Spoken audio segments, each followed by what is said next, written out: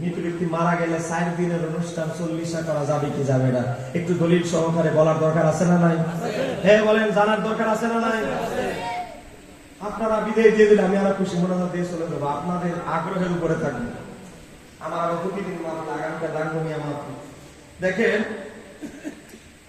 এই জিনিসটা বুঝার আগে, যে 1 দিনের অনুষ্ঠান 40 দিনের অনুষ্ঠান, এই বিষয়টা বুঝার আগে একটা জিনিস আমাদের আগে বুঝতে হবে। এই যে মৃত ব্যক্তির 4 দিনের 40 দিনের অনুষ্ঠান আমরা কেন করি? আমরা অনেকেই তো জানি না। আমরা মনে করি এটা ভুল ফতোয়া। আলা হযরতের খলিফা আল্লামা জাফরউদ্দিন বিহারী রাহমাতুল্লাহ আলাইহি সহিহুল বুখারীতে উল্লেখ করেছে, মাইয়িতকে দাফনের 3 দিন পর থেকে আমাদের দান সৎকারগুলো করতে হয়। তার কারণ হচ্ছে, একটা মুমিনকে 7 দিন পর্যন্ত ফিতনার মধ্যে রাখা হয়, পরীক্ষা নিরীক্ষা করা হয়, আর একটা মুনাফিককে 40 দিন পরীক্ষা নিরীক্ষার মধ্যে রাখা হয়। এজন্য আমরা মৃত ব্যক্তির পক্ষে দান সৎকার করে তাদের পরীক্ষা যেন সহজ হয়, এজন্য আমরা দান সৎকার করতে হবে। একটু জোরে বলেন না সুবহানাল্লাহ। এই কারণটা আমরা অনেকে জানি না। আজকে এই আহলে হাদিসেরা মুসলমানদেরকে কবরে বিপদে ফেলার জন্য এরা মানুষদেরকে দান সৎকারের বিরুদ্ধে কথা বলে। কথা কেন কেন ঠিক কিনা? হাদিস আমি আসতেছে আলোচনা। এবার আসুন, সবার আগে আমরা দেখব আল্লাহর হাবিব মৃত ব্যক্তিদের পক্ষ থেকে দাওয়াতে নবী যাইতেন কি যাইতেন না, এটা আমরা জানলে একটু সহজ হবে। চাচা দিলে হবে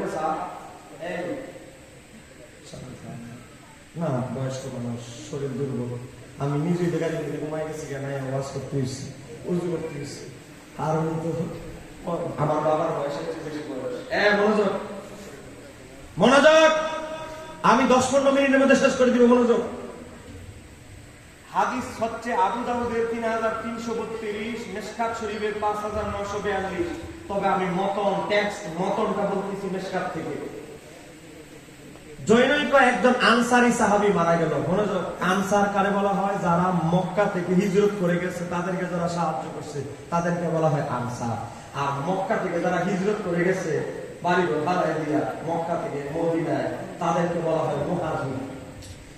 আনসার একজন সাহাবী মারা গেল। মারা যাওয়ার পরে ওই মহিলার স্ত্রী এসে নবীকে বলল, ওগো আল্লাহর হাবিব, আমি আমার স্বামীর পক্ষ থেকে কিছু খাবারের আয়োজন করেছি, আপনি কিছু সংখ্যক সাহাবীকে নিয়ে আমার বাড়িতে মেহমান পাওয়ান। একটু জোরে বলেন না সুবহানাল্লাহ। এখন মহিলা দাওয়াত দিয়ে বাজারে গেছে, দুম্বা কিনেছে। বাজারে গিয়ে দেখে সব দুম্বা বিক্রি হয়ে গেছে, কোন দুম্বা নাই। এখন মহিলা দিচ্ছে, মাথা হায় রে, আমি এদিক দিয়ে নবীকে দাওয়াত দিয়ে আসছি, এখন যদি আয়োজন না করতে পারি এটা তো লজ্জার ব্যাপার। এখন মহিলার মাথার গেছে গরম হয়ে। একজন মানুষ তাকে বুদ্ধি দিল, মহিলার আবার মহিলাদের দুঃখটা বেশি বুঝে। তো একজন মহিলা বলল, ওই অমুক এলাকায় যাও, ওই এলাকায় যাও, গিয়ে দেখো ওই এলাকায় একটা দুম্বা ব্যবসায়ী আছে, তার বাড়িতে সবসময় দুম্বা ছাগল থাকে, মজুদ থাকে, ব্যবসায়ী, তার বাড়িতে যাও, সেখান থেকে গিয়ে ক্রয় করো। ওই আনসারী মহিলার সাহাবীর স্ত্রী, সে গিয়ে দেখে ওই মহিলা গিয়ে দেখে দুম্বা ব্যবসায়ী বাড়িতে নাই। সে দুম্বা রেখে কই জানি চলে গেছে ব্যবসায়িক কাজে। পশ্চিমার মুসিবতে মহিলা বলে, আমি কোন দাম টাম জানি না, কোনটার দাম কত আমি বিক্রি করতে পারবো না। এখন নবীকে দাওয়াত দিয়ে আসছে, এদিকে পড়ে গেছে মুসিবতে, করবেটা কি? নবী তো অলরেডি রওনা দিয়ে ফেলতেছে মনে হয় রওনা দিয়ে। এখন এমন পজিশনে পড়ছে, কান্না শুরু করে দিস। ওই দুম্বা ব্যবসায়ীদের স্ত্রী এক মহিলা,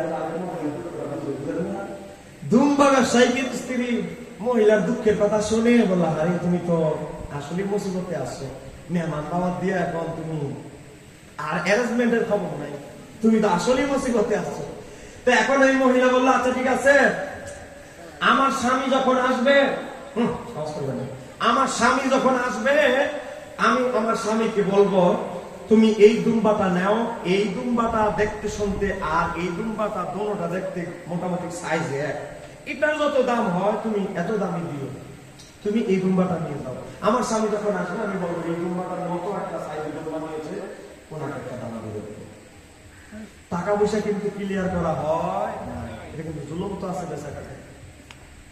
এখন মহিলা দুম্বা জবে করে আল্লাহর হাবিবের দরবারে দুম্বার মাংস মানে আয়োজন দেওয়া হলো।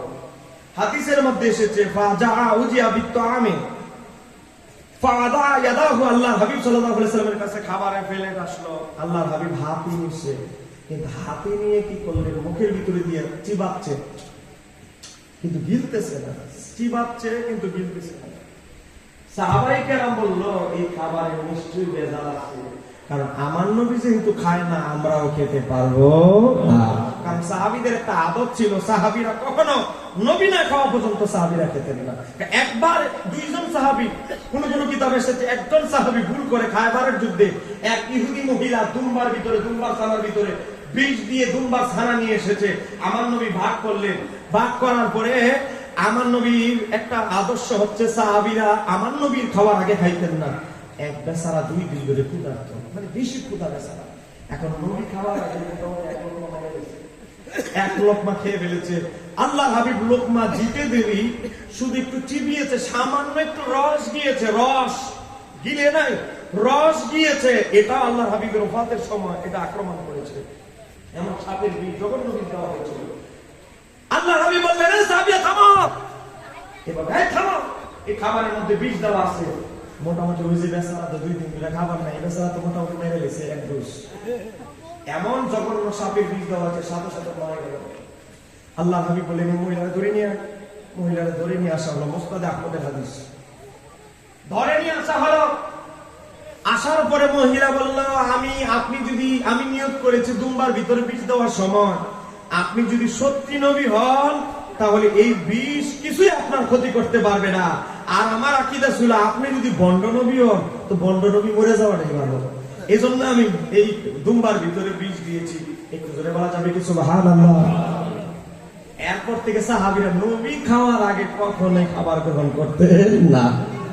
এখন আল্লাহর হাবিব চিবাচ্ছে কিন্তু গিলতেছে না। আল্লাহর হাবিব পাত্রের মধ্যে খাবার রেখে দিলেন। আল্লাহর হাবিব সাল্লাল্লাহু আলাইহি সাল্লাম ওই মহিলাকে ডাকলেন, মহিলা, সাহাবীরা ওকে ডাকো। মহিলা পর্দার ভিতর থেকে বলতেছে, লাব্বাইক ইয়া রাসূলুল্লাহ, ইয়া রাসূলুল্লাহ, আপনি খাবার গ্রহণ করছেন না কেন? আমরা কি মেহমানদারির মধ্যে কোনো আদবে কোনো ভুল ত্রুটি করে ফেলেছি? ওগো আল্লাহর হাবিব, আপনি দুম্বার মাংস কেন গ্রহণ করছেন না? আল্লাহর হাবিব সাল্লাল্লাহু আলাইহি সাল্লাম বলতে লাগলেন, আল্লাহর হাবিব বলতেছেন, উখিযাত বিগাইরি ইদিনি আহলিহা, তো এই দুম্বাটা তার আহলিহা মানে মালিকের কাছ থেকে, অরিজিনাল যে মালিক ওই দুম্বা বিক্রেতা, তার কাছ থেকে অনুমতি ছাড়া ক্রয় বিক্রয় ক্লিয়ার করা ছাড়া জবে করা হয়েছে।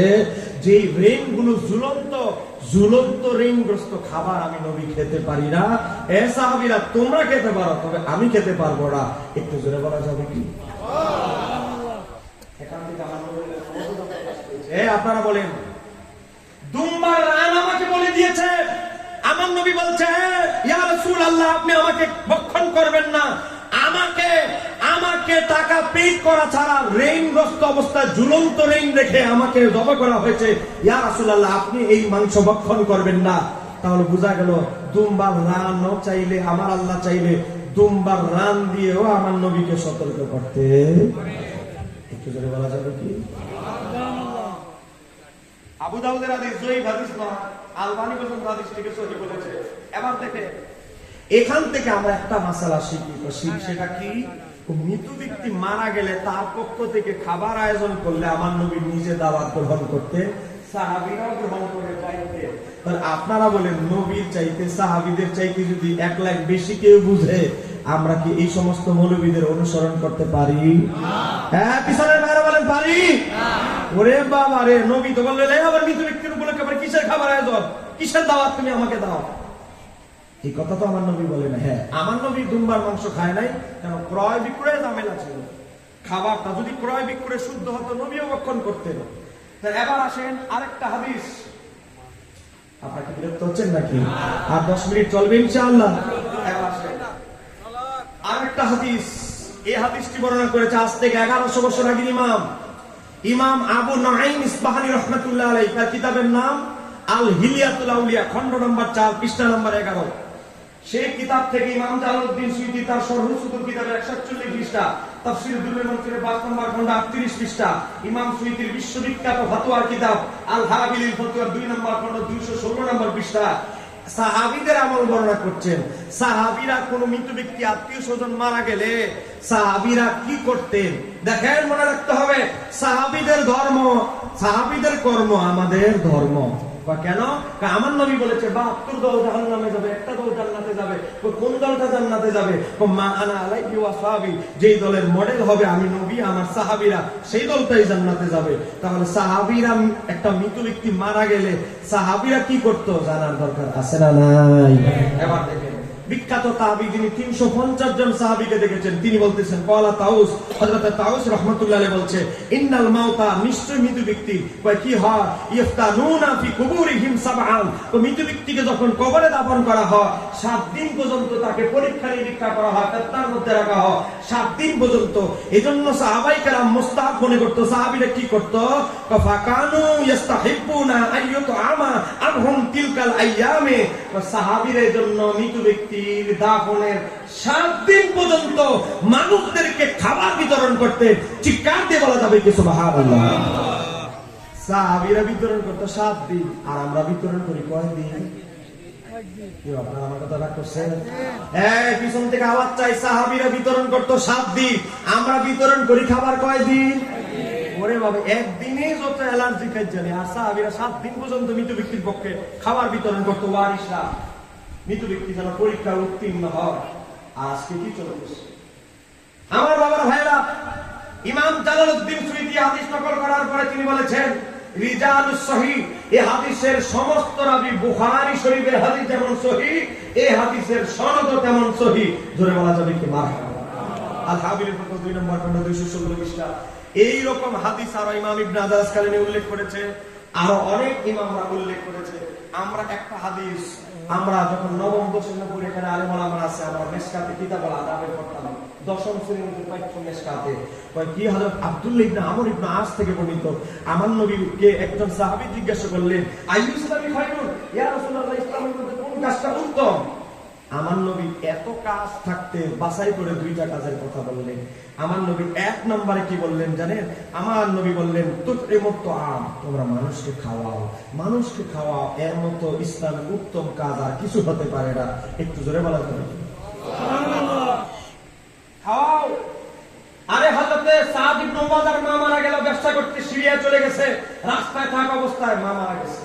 মদিনা শরীফে ঢোকার পরে মানুষ বলতে লাগলো, নাসাই শরীফের হাদিস, ও সাদ, আহারে অল্পের জন্য তোমার মায়ের জানাজা পাইলে না, তবে তুমি আনন্দিত হও, খুশি হও, তোমার মায়ের কফিনের ব্যবস্থা করেছে নবীর যুবা মোবারক, তোমার মায়ের জানাজার ইমামতি করেছে রাহমাতুল লিল আলামিন। তুমি নাই বলে তোমার পক্ষে, তোমার মায়ের পক্ষে, তোমার পক্ষ থেকে তোমার মায়ের পক্ষে ওলি হয়েছে আল্লাহর হাবিব, এবং আল্লাহর হাবিব নিজের হাতে তোমার মাকে কবরে নামালেন। সাদ এত বেশি খুশি হয়ে গেলেন, সাদ এসে বললেন ইয়া রাসূলুল্লাহ, আমার মায়ের লাশ আমি বহন করতে পারি নাই, মায়ের জানাজা দিতে পারি নাই, মাকে 3 মুষ্টি মাটি দিতে পারি নাই, এখন আমি মায়ের জন্য উত্তম কি সদকা করতে পারি? আমার নবী বললেন আল মাউ, তুমি তোমার মায়ের জন্য পানি সদকা করো। কারণ তৎকালীন সময়ে সাহাবীদের পানির সংকট ছিল, অভাব ছিল, উনি ওনার টাকা খরচ করে একটা কূপ দিয়েছেন। তারপর আমার নবী বললেন এই কূপটা সাদের মায়ের জন্য উৎসর্গিত হলো। একটু জোরে কন্যা সুবহানাল্লাহ। তাহলে খাবারের চেয়ে উত্তম কোন সৎকার হতে পারে? এটা বুখারী শরীফের হাদিস, হাদিস নম্বর 6236, সহিহ মুসলিমের 39, মিশকাতের 4629 নম্বর হাদিস। তাই কে কি ফতোয়া দিলে এগুলো দেখার দরকার নাই। আর নবীর সাহাবী, নবীর আমল আগে, ফতোয়াবিদদের ফতোয়া পরে। কথা কথা ঠিক কিনা?